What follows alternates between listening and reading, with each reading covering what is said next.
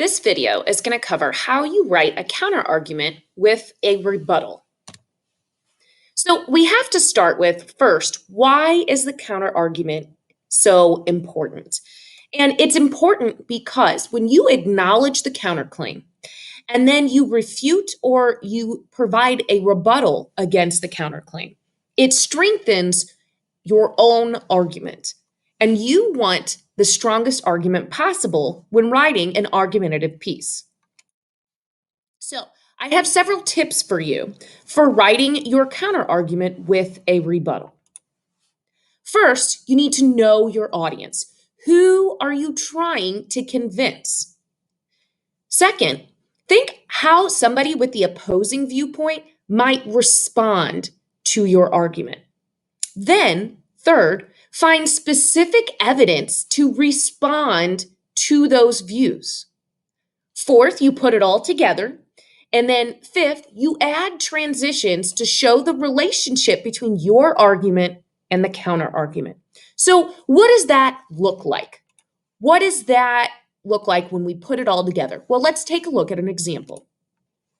If our claim is there should be seatbelts on school buses, the counterclaim could be that some claim that buses are already safe, so belts are unnecessary.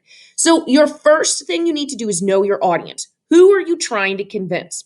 Well, in this case, you're trying to convince parents, students, and school personnel.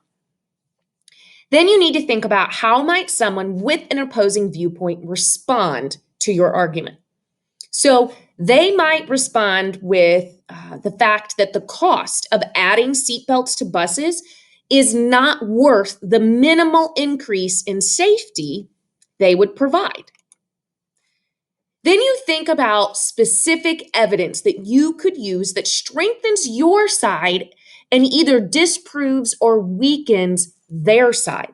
So some evidence that would help for this claim that there should be belts on buses that would help refute or rebuttal that buses are already safe, so belts are unnecessary, is that the National Highway Traffic Safety Administration is recommending seatbelts for school buses.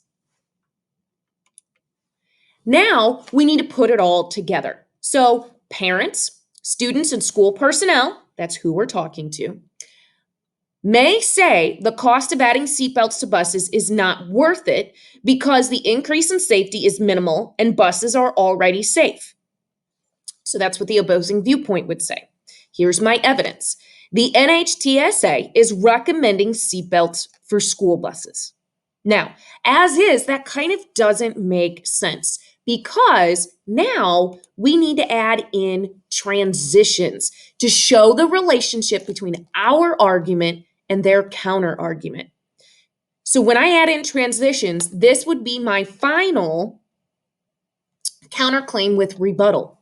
Some parents, students, and school personnel may say the cost of adding belts to buses is not worth it because the increase in safety is minimal and buses are already safe.